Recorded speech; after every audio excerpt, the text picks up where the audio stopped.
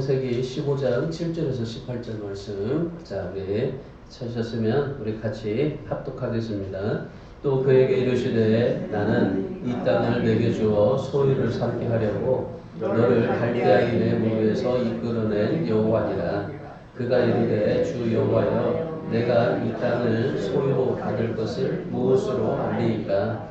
여호와께서 그에게 이르시되 나를 위하여 3년 된 암소와 3년 된 암염소와 3년 된 수양과 산비둘기와 집비둘기 새끼를 가져올지니라.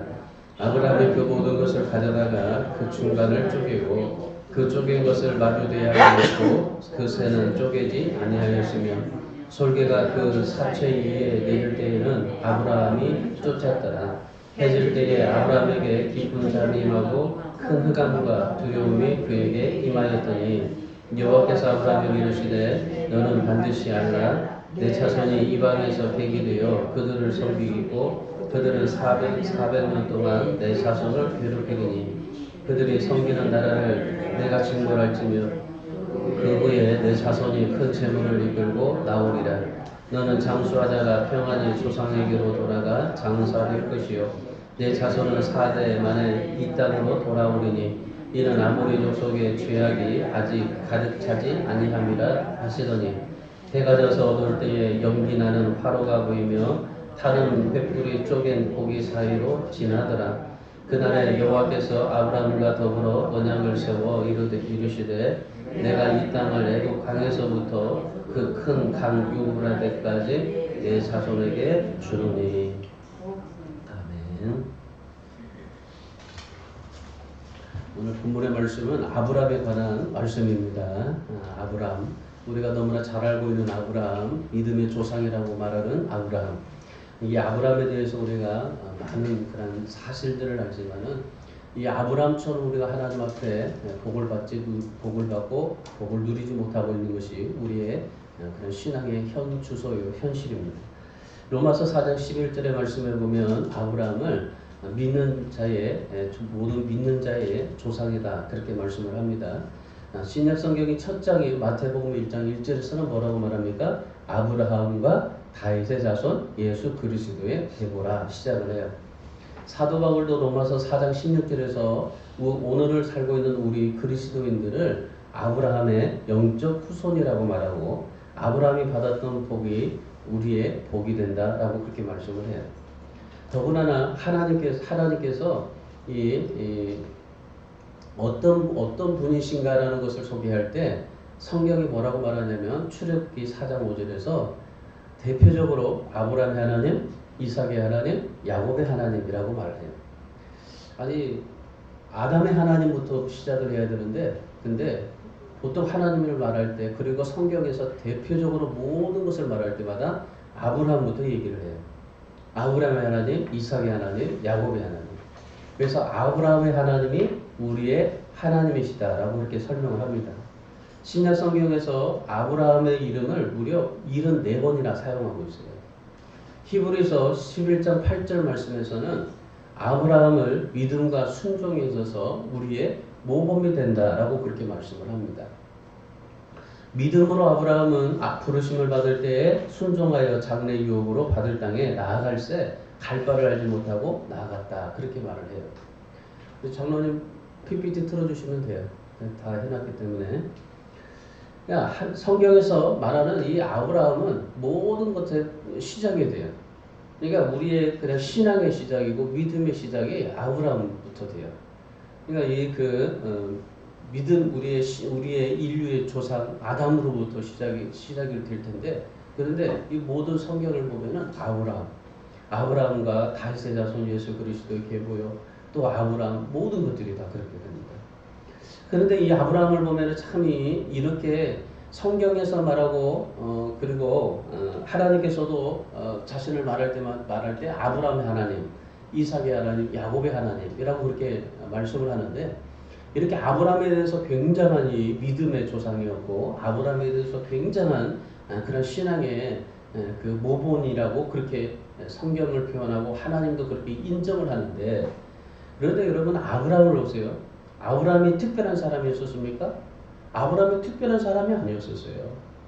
우리처럼 말이죠. 신앙 때문에 갈등했던 사람입니다. 살아가는 동안에 실수를 해요. 자기 그 와이프를 누이라고 그렇게 말을 하기도 하고 약점과 수많은 어려움을 겪고 살았어요. 그러니까 수많은 고통 속에서 살았고 우리처럼 정말 갈등과 번민과 그리고 신앙의 그런 이 모든 그런 절정에서 힘들고 어렵고 답답하게 삶을 살았어요. 그런데 이 아브라함의 신앙을 왜 하나님께서 믿음의 조상이라고 본복이라고 믿음의 본복이라고 얘기를 하냐면요. 이 아브라함이 그런 갈등과 몸부림 속에서도 믿음을 지키면서 삶을 살았기 때문에 그렇다는 거죠. 여러분 이게 참 우리에게 중요한 겁니다. 이 아브라함을 생각할 때 우리에게 중요한 건 그거예요. 우리에게도 여러 가지 힘들고 어렵고 답답하고 속상하고 열받고 이런 일들이 정말 많아요. 그런데 그렇게 많은 갈등 속에서도 몸부림 속에서도 하나님에 대한 믿음을 지키고 삶을 살아가느냐 이거예요. 이게 우리에게 중요한 겁니다. 그래서 우리에게 믿음이라고 요구하는 것은 뭐냐면 그거예요. 우리에게 정말 믿음 있는 사람이라고 우리에게 말씀하시는 하나님은 그겁니다.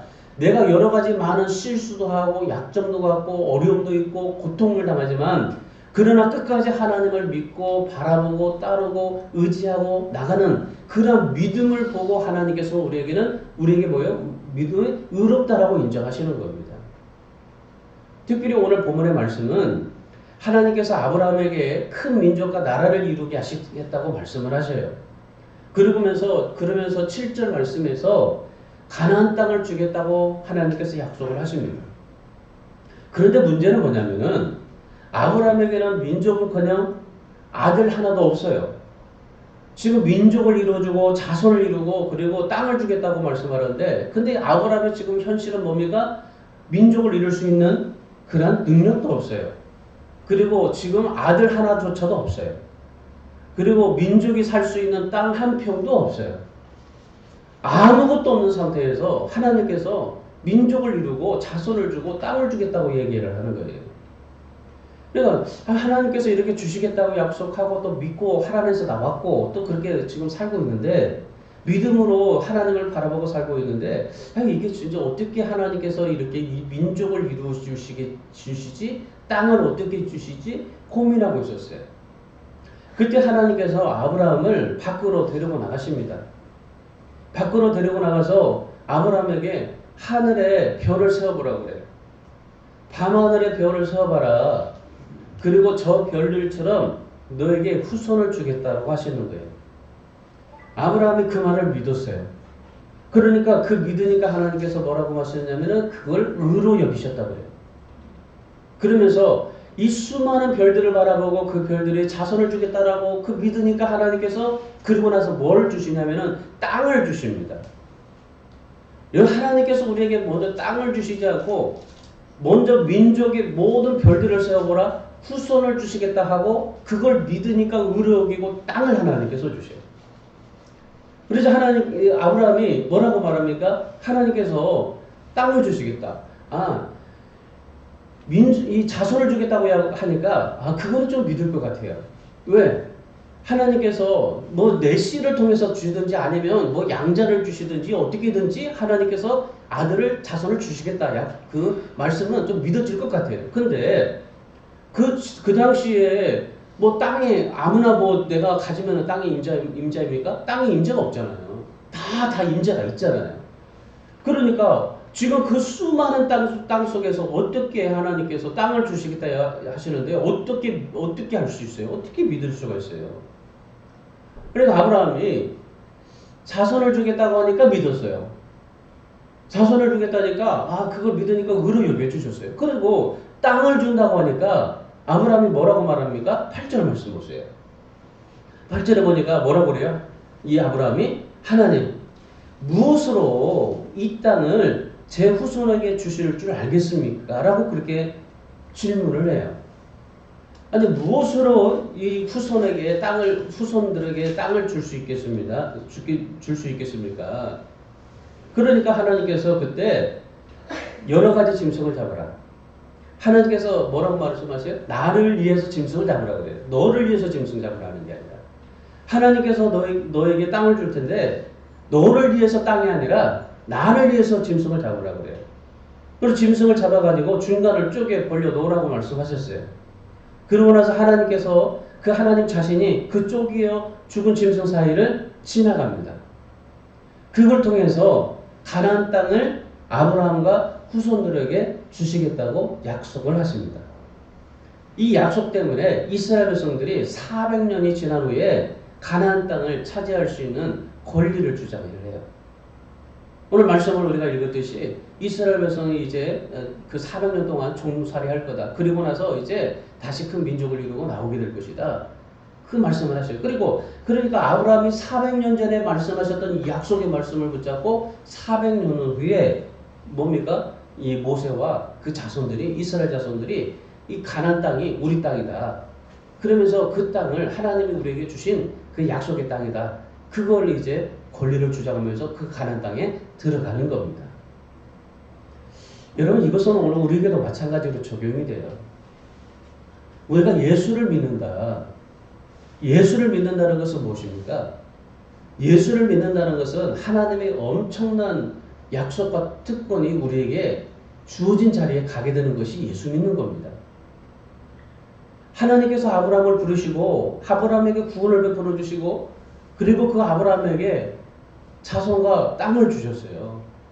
그래서 그 약속으로 하나님을 위해서 짐승을 잡아놓고 거기 지나가셨어요.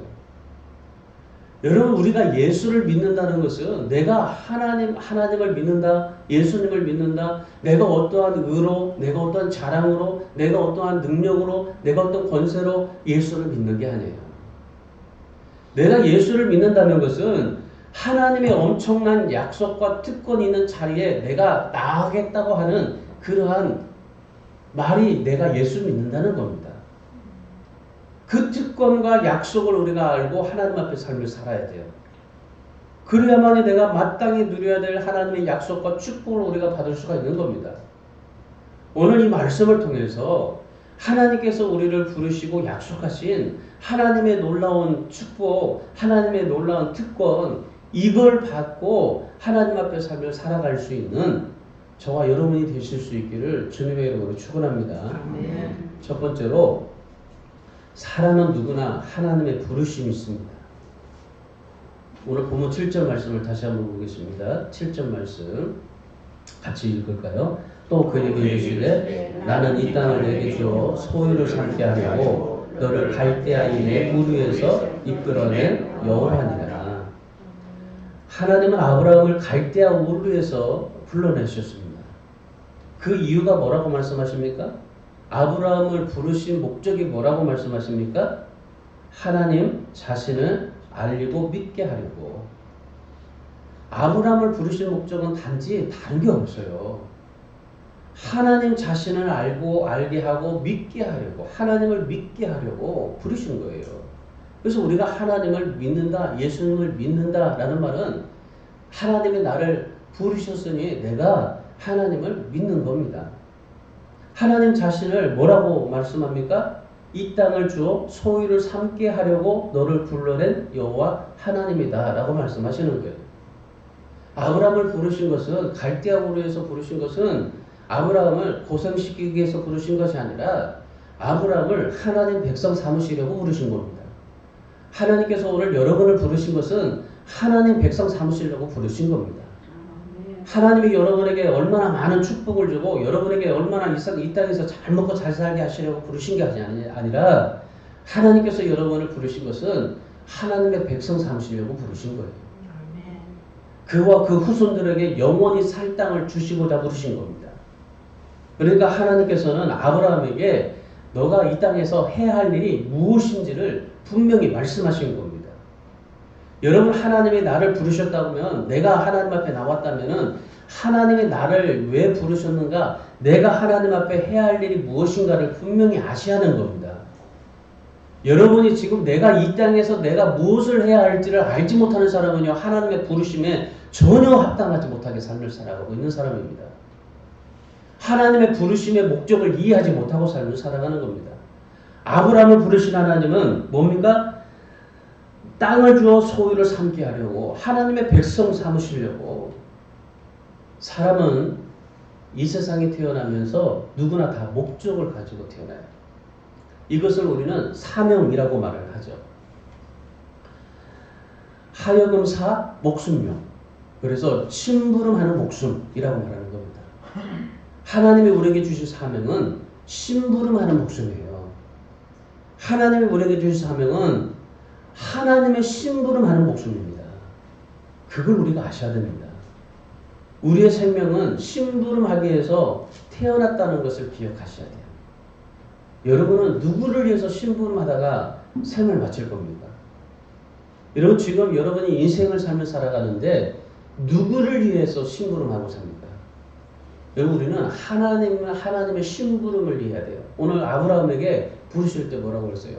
아브라함은 철저하게 자기가 하나님 내가 이렇게 할 테니까 하나님 이렇게 해주십시오 라고 하지 않아요. 하나님이 무엇을 말씀하셨는지 너 갈대와 물에서 나와. 그리고 내가 자손을 줄게. 땅을 줄게. 그리고 짐승을 잡아서 놓아라. 하나님께서 아브라함에게 늘 말씀하십니다. 이삭을 바치라. 모든 걸 하나님이 말씀하셔요. 그러니까 아브라함은 하나님의 심부름을 잘했던 사람입니다. 여러분 하나님 앞에 믿음 생활 잘하려면요. 하나님의 심부름 잘하시면 됩니다. 모세는 나이 40이 되어서 하나님의 심부름을 받게 돼요. 사명을 받게 돼요. 그가 애굽에서 바로의 공주의 양자로 자랍니다. 양자로 자라면서 애굽의 학문, 정치, 기술 여러 가지 많은 것들을 익히면서 이 모세도 나름대로 자기의 야망이 있었어요. 아, 내가 정말 이 애굽에서 내가 뭔가를 좀 한번 해보겠다. 뭔가 한번 성공해보고 뭔가를 좀 이뤄보겠다라고 그렇게 야망을 가지고 있었어요. 그런데 40에 자신은 이스라엘 민족을 구출해내야만 하는 사명이 있다는 것을 깨달아요. 그리고 나서 하나님의 심부름하기로 결정합니다. 결국 바로의 공주의 아들을 거절하고 미디안으로 가요. 거기서 40년 동안 훈련을 받게 됩니다. 히브리서 11장 25절에서 26절 말씀에서 이렇게 고백을 해요.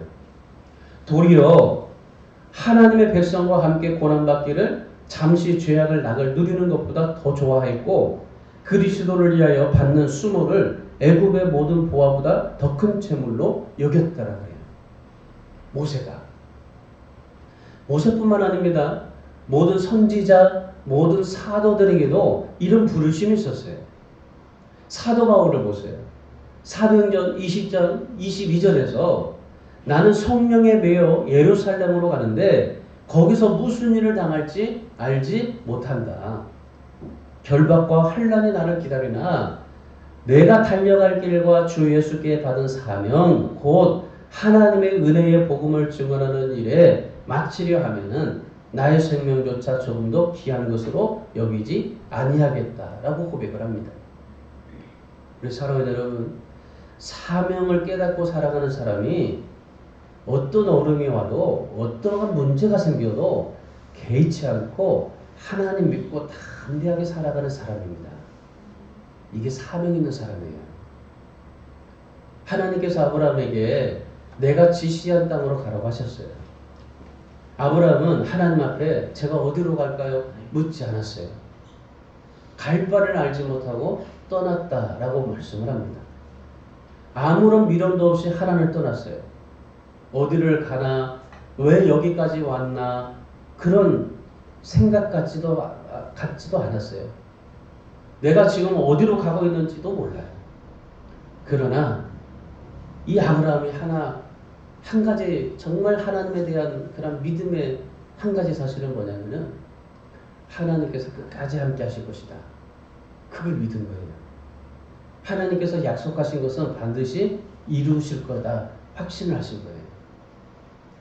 아브라함이 쪼개놓은 고기 사이에 하나님이 지나가셨잖아요. 약속하셨잖아요. 그러니까 하나님의 약속을 믿고 따랐던 사람이 아브라함입니다. 그게 사명의 길을 갔던 아브라함이에요. 여러분, 부름받은 사람의 길이 바로 이런 아브라함의 삶입니다. 이걸 우리는 사명이라고 말하는 거예요. 예수님께서 누가복음 9장 23절에서 뭐라고 말씀하십니까? 아무든지 나를 따라오려거든 자기를 부인하고 날마다 제 십자가를 지고 나를 따를 것이다 라고 말씀을 해요. 예수님께서는 우리에게 사명을 말씀하실 때 날마다라는 표현을 하십니다. 날마다 따르라, 날마다. 이사야 선지자는 부름받은 사람은 이렇게 살아야 된다고 그래요. 이사야서 40장 2절에서 5절에 말씀해 보시면은 새 길을 닦아야 한다고 그래요. 아까 우리 장로님도 기도하셨죠? 길이 없는 광야에서 여호와의 길을 닦아라. 골짜기를 메우고 굴을 뚫고 다리를 놓고 아스팔트를 입히고 하나님의 도로를 평탄케 하라. 여러분, 하나님의 사명에 있는 사람은요, 길을 닦는 사람입니다. 하나님이 우리에게 주신 여러 가지 많은 그런 축복도 있지만은 하나님 앞에 우리가 길을 닦아야 하나님께서 그 길을 통해서 놀라운 역사를 나타나게 하시는 겁니다. 우리 그리스도인들은 말이죠, 세상의 구원의 길을 닦는 사람들이에요. 불의의 골짜기를 메우고 교만한 산을 낮추고 의심의 갈줄기에 신뢰의 다리를 놓고 그렇게 삶을 살아가는 사람이 그리스도인들입니다. 그래서 우리가 무슨 일을 하든지 사명으로 일하면 보람있고 의미가 있는 겁니다. 여러분이 무슨 일을 할 때마다, 교회를 할 때, 여러분이 무슨 일을 할 때마다 사명으로 여겨보시고 하세요. 하나님에 대한 사명으로 여기고 해보세요. 그러면 거기에 감사가 있고 은혜가 있는 거예요. 그래서 우리가 정말 하나님이 우리에게 보여주시는 그런 비전을 바라볼 수 있는 우리 영안이 열릴 수 있어야 돼요. 오늘 이 아침에 아브라함에게 들려주신 이 사명의 말씀, 부르심을 받은 사람에게는 반드시 사명이 있다는 사실 기억하시고, 오늘 여러분도 이 세상에서 삶을 살아갈 때 단지 내가 이 세상에 있으니까, 내가 태어났으니까, 내가 주안의 교회에 그냥 이 교인이니까 여러분 그런 마음으로 살지 마시고 하나님이 주신 사명으로 하나님 앞에 삶을 사시고 하나님의 말씀을 듣고 부르심의 사명을 감당하면서 살아갈 수 있는 우리 모든 성도들이 다 되시기를 주님의 이름으로 축원합니다. 아멘. 두 번째는 부르심을 받은 사람의 길에는 약속이 있어요. 약속. 우리가 하나님 앞에 이 부르심을 받은 사명이, 이 사명을 가지고 살아가는 사람에게는 그 길에는 하나님의 약속이 있습니다. 아브라함은 하나님의 부르심을 알았어요. 그래서 8절에서 그렇게 말합니다. 하나님, 지금 땅을 주시지 않아도 좋습니다. 지금 주신다고 해도 뭐 관리할 능력도 없고 그리고 사람도 없습니다. 제가 부리는 하인이라 해봤자 318명밖에 안 되는데 더욱이 이 아들도 없어요.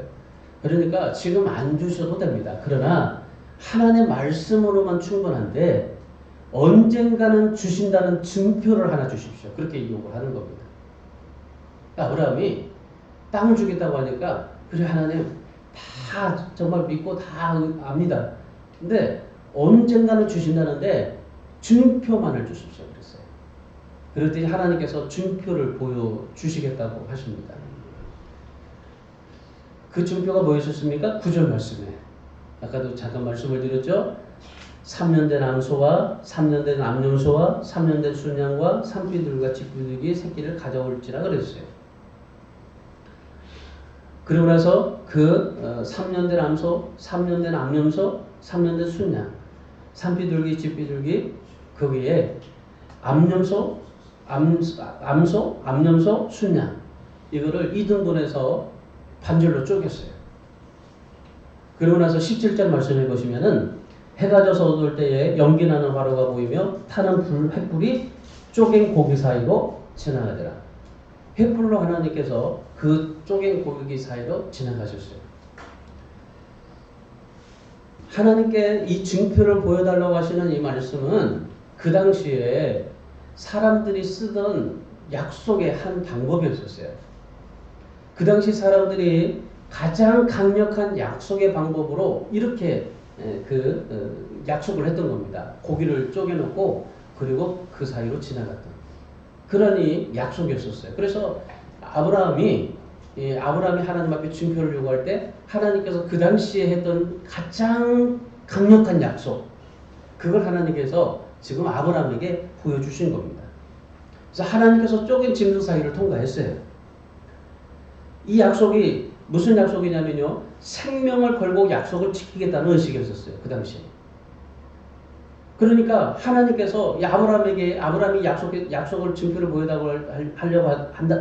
보여달라고 할 때 하나님께서 그 당시에 가장 센 약속, 목숨을 걸고 지키는 약속을 하나님께서 그 증표로 아브라함에게 보여주셨던 겁니다. 근데 여기서 좀 한 가지 우리가 생각해 볼 것은 뭐냐면요.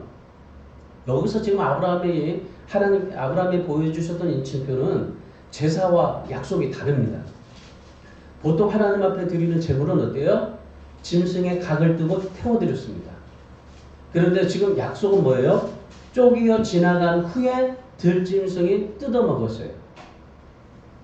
그러니까 하나님의 제사는 번제로 불을 태웠고 하나님의 약속은 쪼개어 지나갔어요. 그러니까 하나님의 그 제사와 약속이 달라요. 하나님은 지금 뭐라고 말씀하시냐면은 이 약속, 내가 너에게 지금 쪼갠 사이로 지나가는데 그 약속을 지키지 않으면은 이 짐승들처럼 몸이 쪼개져서 들짐승들이 뜯어먹어도 좋다라는 그런 약속으로 주신 거예요. 하나님께서. 아니, 하나님께서 이런 약속을 주시지 않아도 돼요. 하나님이시니까. 너 믿어? 안 믿어? 그러면 그냥 아브라함 내버려 두고 다른 사람 또 선택해가지고 너 믿을래? 그러면 그 사람 데리고 갈 수도 있는 거예요. 그런데 하나님께서 굳이 아브라함에게 이 약속을 하나님께서 하시는 거예요. 자신의 생명을 다 아브라함에게 주고 있는 거예요. 천하에 정말 이 전지전능하신 하나님이 하나님의 생명을 아브라함에게 주고 있는 거예요. 내가 너 이 약속을 지키지 않으면은 내 생명을 이렇게 주겠다 하시는 하나님의 약속, 내가 목숨을 걸고 그 약속 지켜주겠다고 하시는 하나님의 약속이 오늘 이 아브라함에게 주셨던 약속입니다. 하나님께서는 아브라함에게 약속의 모든 책임을 하나님 자신에게 돌려요. 그리고 친히 저주받은 짐승 사이를 지나가십니다. 증표는 아브라함이 구해요. 근데 약속은 하나님 자신이 하십니다. 마치 아브라함이 하나님 이렇게 해주시면 내가 알겠습니다라고 그렇게 어떤 그런 메시지가 아니에요. 하나님께서 친히 약속을 아브라함에게 하시는 겁니다. 자신의 생명을 걸고 심지어 저주를 받기까지 멸시와 천대를 받으면서 하나님 자신이 십자가에 달리는 한이 있더라도 아브라함과 약속은 지키겠다는 증표를 주시는 겁니다. 여러분, 이것이 바로 신앙의 극치인 겁니다. 이것이 기독교의 핵심이에요. 여러분, 신앙은 하나님의 일방적인 약속, 일방적인 축복이에요. 우리가 하나님을 믿을 때, 하나님 앞에 신앙생활할 때 우리 신앙은 내가 신앙생활을 어떻게 해서 하나님이 나에게 축복 주는 게 아니라 하나님이 나에게 주는 일방적인 축복이고 일방적인 그런 약속인 겁니다. 신앙의 핵심은 내가 얼마나 많이 신앙생활 잘해서 하나님 앞에 땅 한 평 받고 아파트 35평 받고 축복받는 게 아니에요. 신앙은 하나님께서 우리에게 일방적으로 주시는 약속이고 하나님의 축복인 거예요. 하나님이 그래서 우리에게 축복 주시는 겁니다. 내가 뭘 잘해서 축복받는 게 아니라 하나님이 우리에게 뭘 잘못해서도 뭘 잘했어도 하나님이 일방적으로 우리에게 주시는 축복인 겁니다. 신앙은 하나님의 백성이 되는 거예요. 오늘 아브라함이 하나님의 백성 되기를 그렇게 믿고 가니까 하나님께서 일방적으로 아브라함에게 축복 주시는 겁니다. 여러분, 구원이 바로 그겁니다. 구원은 하나님이 우리에게 일방적으로 주시는 축복인 거예요. 하나님 앞에 우리가 죄 용서 받는 거, 내가 얼마나 회개를 잘해서, 아니, 하나님이 우리에게 일방적으로 사해 주시는 죄 용서인 겁니다. 이걸 믿으면 우리도 아브라함에게 주신 축복을 아브라함에게 주신 약속을 우리가 받게 된다는 사실을 믿으시기 바랍니다. 네. 이런 말씀을 좀 보면 특이한 것이 오늘 말씀에서 좀 한 가지가 나와요. 뭐냐면 아브라함이 3년 된 암소 그리고 3년 된 암염소 3년 된 수양을 가지고 하나님 앞에 드렸어요. 그리고 그걸 하나님 자신을 위해서 하나님 앞에 이것을 반으로 드리고 쪼개라고 그랬어요. 그래서 아브라함이 쪼갰어요. 근데 3년 된 암소, 암염소, 순양을 쪼갰어요. 그런데 산비둘기, 집비둘기는 쪼갰습니까? 안 쪼갰어요. 하나님의 아브라함이 암소, 암염소, 순양을 쪼갠 사이로 지나가셨어요. 그리고 친히 하나님께서 생명을 걸고 땅과 후손을 주시겠다고 약속을 하셨어요. 그래서 하나님께서 일방적으로 너에게 축복 줄 거다. 일방적으로 하나님께서 약속을 줄 거다. 하나님께서 일방적으로 너에게 모든 것을 하나님의 은혜로 베풀어 줄 거다. 그렇게 약속을 하셨어요. 그런데 아브라함이 산비둘기, 집비둘기는 쪼개지 않고 놓아뒀어요. 무슨 의미일까요? 이 산비둘기, 집비둘기는 오늘 우리들의 복이에요. 오늘 우리가 쪼개야 돼요. 아브라함은 3년 된 암소, 암염소, 순양을 쪼갰어요. 오늘 우리는 산비둘기, 집비둘기 쪼개야 돼요. 그러면 우리가 쪼갠 사이에 예수 그리스도께서 지나가십니다. 예수님께서 오늘 우리에게 요구하셨습니까? 오늘 우리에게 예수님께서 우리에게도 아무것도 요구하지 않았어요. 모든 책임을 자신에게 돌리셨어요. 십자가에 죽으시고 그리고 십자가에서 그 하나님의 약속을 이루셨습니다. 예수님께서 오늘 우리에게도 말씀하신 것은 우리에게 뭘 이렇게 해라 저렇게 해라 우리에게 뭘 정말 해라 말씀하지 않아요. 그냥 우리가 하나님을 위해서 드려진 집비둘기, 산비둘기 쪼개기만 하면 그 주님께서 지나가시고 우리에게 일방적으로 약속하시고 일방적으로 우리에게 축복하시는 겁니다. 그래서 예수님께서 십자가에 죽으시고 뭐 하셨어요? 일방적으로 우리에게 성령을 보내주신 거예요. 그래서 그 성령을 통해서 우리에게 일방적으로 하나님께서 축복해 주신 겁니다. 우리가 정말 뭘 잘해서 우리가 뭘 해서 아니라 예수 그리스도께서 일방적으로 목숨을 내어서 십자가의 약속을 이루시고 그리고 일방적으로 성령을 주셔서 우리에게 축복을 해주시는 겁니다. 그 증표로 우리에게 세례와 성찬을 주신 거예요. 세례는 우리가 죄에 대해서 죽고 하나님의 자녀로 다시 태어난다는 약속이고 성찬은 죽으심과 부활하심으로 우리도 영원한 생명을 얻는다라는 그런 약속인 겁니다. 그래서 구원은 하나님의 약속인 겁니다. 그래서 내가 뭘 잘해서 구원받는 것이 아니라 일방적인 하나님의 약속이에요. 그래서 우리에게 일방적으로 주신 하나님의 구원인 겁니다. 다만 우리는 나 자신을 쪼개시면 되는 거예요. 여러분 자신을 쪼개십시오. 그러면 주님께서 지나가실 겁니다. 그리고 약속을 이루어 주실 것입니다. 우리를 구원하시고 하나님의 나라의 백성으로 삼으신 그 하나님의 약속 끝까지 믿고 천국 백성으로 하나님 앞에서 살아가시기를 주님의 이름으로 축원합니다. 마지막 세 번째는 약속을 믿는 사람에게는 엄청난 축복이 있습니다.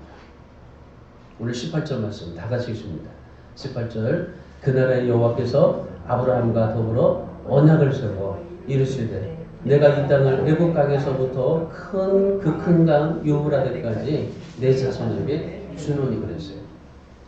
하나님께서 아브라함에게 주신 축복은 두 가지입니다. 땅과 자손. 땅은 가나안 땅이었고 그리고 자손은 영적인 자손이었어요. 이 땅과 자손은 오늘날 우리에게 하나님의 나라와 영적인 자손, 바로 우리의 후손, 바로 우리들입니다. 하나님께서 아브라함에게 주신 축복이 두 가지. 그리고 하나님께서 아브라함에게 그 땅을 주시면서 땅의 한계를 정하셔요. 어디까지요? 애국강에서 유브라데까지. 분명히 하나님께서 그 땅을 주시는데 애국강에서 유브라데까지예요. 이 땅이에요. 하나님이 주신 땅은 이 땅이에요. 근데 이스라엘 백성들이 어떻게 했어요? 그 애국강에서 6을 유브라데까지 땅을 하나님이 주셨는데 그 땅을 넓혀보려고 얼마나 했었어요. 그러다 보니까 뭐 이방의 우상을 섬기고 그 세상의 세속의 문화를 그 본받으면서 얼마나 그렇게 삶을 살았어요. 하나님께서는 아브라함에게 후손 자손과 땅을 주시겠다고 했는데 그 땅의 한계를 애굽 강에서 유브라데까지 분명히 말씀을 하셨어요. 그리고 그들이 차지해야 할 땅은 가나안의 7 족속들이라고 말씀하셨어요. 그러니까 이스라엘 백성들이 해야 될 것은 뭐예요? 애굽 강에서 유브라데까지 살면서 가나안의 7 족속을 몰아내면 되는 것이었어요.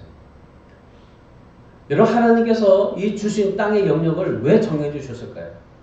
하나님이 주시면은 이 가나안 땅을 더 넓혀가지고 정말 더 크게 주시죠. 아니, 지금 그 이스라엘만 주지 않고 그냥 뭐 저기 사우디아라비아, 이란, 이집트 다 주시지. 아니, 세계 통일을 해가지고 다 주시지. 왜 하나님께서 애국강에서 유브라데까지 그 땅의 한계를 정해 주셨을까요? 그것은요, 하나님을 믿고 하나님의 백성으로 살면서 욕심 부리지 말라는 거였습니다. 여러분, 신앙은요, 거래가 아닙니다.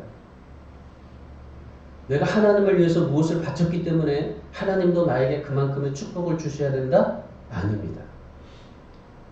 내가 교회를 다니고 헌금을 드리니까 하나님께서 나의 아들, 딸 주시고 장사도 잘 되게 해주셔야 된다는 거? 아닙니다.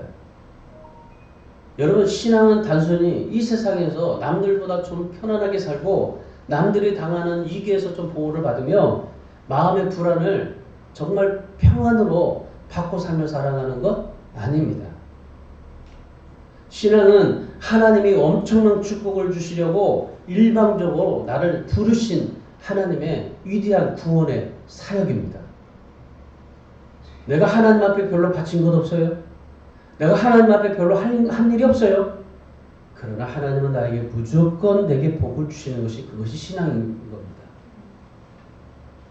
오늘 아브라함에게 하나님께서 정말 무조건 주셨어요. 일방적으로 주셨어요. 하나님의 축복 주셨어요. 근데 우리는 뭐예요?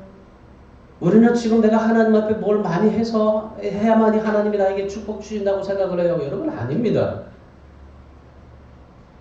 하나님 앞에 우리 신앙은요, 내가 하나님 앞에 하나님의 백성으로 있는 것 자체만 있다면 하나님은 나에게 놀라운 하나님의 축복들을 부어주시는 겁니다. 여러분의 신앙생활의 자세는 그거예요. 내가 하나님의 백성으로 있겠다. 그래서 아브라함처럼 힘들고 어렵고 답답해도 실수를 하고 여러 가지 많은 좌절 속에서도 그러나 끝까지 하나님을 믿고 하나님을 의지하고 하나님을 바라보고 알 바를 모르고 가고 그리고 하나님께서 무엇을 말씀하시는지 순종을 하고 왜 내가 그렇게 해야 돼요? 내가 왜 그걸 해야 됩니까? 라고 하지 않냐고 하나님 앞에 말씀에 순종하고 하나님이 뭐라고 하시든지 그 말씀에 따르고 기꺼이 가면서 하나님 앞에 살며 살아가는 사람, 그런 사람에게는 하나님이 일방적으로 주신 축복이라고 했잖아요. 그래서 우리 하나님이 우리에게 원하시는 것은 바로 그겁니다. 말씀대로 생각하고 말씀대로 느끼고 말씀대로 믿고 말씀대로 실천하는 겁니다. 이걸 하나님 우리에게 요구하시는 겁니다. 이것이 우리에게 신앙입니다. 신앙생활 뭐 잘해보려고 애쓰지 마세요. 정말 잘해야 되겠지만은 잘해보려고 애쓰지 말고 하나님 백성 되어보려고 애쓰십시오. 그러면 하나님께서 일방적으로 여러분에게 축복을 안겨주실 게 될 것입니다. 정말 하나님 앞에 정말 하나님의 백성으로 하나님의 자녀로 어디서든지 나는 하나님의 자녀다, 하나님의 백성이다 라는 의식을 어디서든지 가지고 삶을 살아가면 하나님께서 여러분의 모든 것을 책임져 주시고 그 축복을 이루어 주시게 될 줄 믿습니다. 하나님의 자녀로 하나님 앞에 드리세요. 하나님의 자녀로 하나님 앞에 봉사하시고 충성하세요. 내가 충성해서 뭘 해서 하나님이 나에게 주시는 축복이 아니라 하나님의 자녀로 하나님 앞에 기꺼이 드리십시오. 그러면 하나님께서 여러분에게 일방적으로 하나님이 정말 놀라운 하나님의 그런 축복을 안겨주시게 될 줄 믿습니다. 아멘. 지금 여러분 뭐에 매여 있습니까? 병에 매여 있어요? 생각에 얽매 있어요? 사업에 얽매 있어요? 여러분 풀어달라고 기도해 보세요. 어려움에 부딪혔어요. 어려움을 이기게 해달라고 기도해보세요. 아브라함처럼 하나님의 음성을 듣게 해달라고 기도하고 그리고 하나님의 영광을 체험하게 해달라고 하나님의 증표를 따게 해달라고 이 하나님 앞에 기도했던 것처럼 오늘 여러분도 하나님 앞에 그렇게 기도해보세요. 그러면 여러분 속에 성령께서 역사하여 주셔서 여러분의 마음을 새롭게 하시고 여러분의 모든 문제와 염려를 하나님이 약속하신 대로 해결해 주시게 될 줄 믿습니다. 아멘. 이것이 그리스도인의 특권이에요. 이게 하나님의 축복인 겁니다. 마가복음 11장 24절에서 주님께서 뭐라고 말씀하십니까? 그러므로 내가 너에게 말하노니 무엇이든지 기도하고 구하는 것을 받은 줄로 믿으라. 그리하면 너에게 그대로 되리라. 할렐루야. 우리 사랑하는 여러분, 여러분의 재산, 집, 학벌, 능력, 자식 다 하나님의 것입니다. 그리고 우리는 이 세상에서 살다가 떠날 때 이 모든 것들을 다 두고 떠나야 합니다. 사실이요, 이 성경에서 뭐 상속권도 있지만은 그리스도인들은요, 자식에게 유산을 물려주지 말아야 돼요. 왜냐하면 재산이 여러분 거 아니잖아요. 근데 우리는 재산을 가지고도 하나님 앞에 생색을 내요. 내가 하나님 앞에 이걸 이렇게 드렸습니다. 하나님 이렇게 내가 정말 남겼습니다. 그리고 내가 뭐 이렇게 하나님 앞 자녀들한테 이렇게 줬습니다. 그렇게 얘기를 해요. 근데 여러분 다 쓰고 가야 돼요. 이게 성경적인 경제관입니다. 하나님께서는 우리에게 주신 거, 맡겨주신 거 다 쓰고 가라고 하셨어요. 내가 벌었던 거 다 하나님 앞에 정말 쓰고 가야 돼요. 마가복음 10장 25절에서 뭐라고 그래요? 주님께서 낙타가 바늘귀로 들어가는 것 없이 부자가 하나님의 나라에 들어가는 것보다 쉽다고 그러잖아요. 누가복음 12장 20절에서 오늘 밤에 내 영혼을 도로 찾으면 내 책으로 누구 것이 되게 되냐. 하나님께서는, 예수님께서는 뭐라고 말씀하시는 거예요? 이 세상에 있는 모든 재물 다 쓰고 다 하나님 앞에 정말 영광을 돌리면서 그 살다가 주님 앞에 가라. 그래서 초대교인들이 그랬잖아요. 자기 재물을 다 서로 통용하고 그리고 내 것을 내 거라고 여기지 않냐고 그렇게 하나님 앞에 쓰고 그리고 가잖아요. 여러분, 우리는 하나님이 정해주신 그런 한계에서 삶을 살아갈 수 있어야 돼요. 우리 모두가 정말 하나님 앞에 우리에게는 하나님이 주신 한계들이 있어요. 그 한계에서 여러분 욕심 부려서 넘어가지 마세요. 하나님이 주신 한계에서 우리가 하나님 앞에 삶을 살고 그리고 내 안에 정말 내 안에서 꼭 차지하고 있는 7 족속들을 몰아내면서 살아가는 것이 우리가 해야 할 일입니다. 내 안에 주신 성령이 있잖아요. 축복으로 하나님께서 주신 축복으로. 그 성령으로 날마다 정말 하나님의 축복 속에서 살아갈 수 있는 우리의 믿음이 되어야 하는 겁니다. 그래서 저와 여러분이 이스라엘 백성들처럼 하나님이 주신 영역 안에서 살고 가나안 7 족속을 몰아내고 가나안 땅을 차지했던 것처럼 하나님의 약속과 축복을 믿고 바라보고 순종하고 주신 사명 잘 감당하고 부르신 대로 정말 이 땅에서 하나님 앞에 하나님이 일방적으로 주신 약속과 축복을 누리며 풍성한 삶을 살아갈 수 있기를 주님의 이름으로 축원합니다. 아멘. 기도하겠습니다.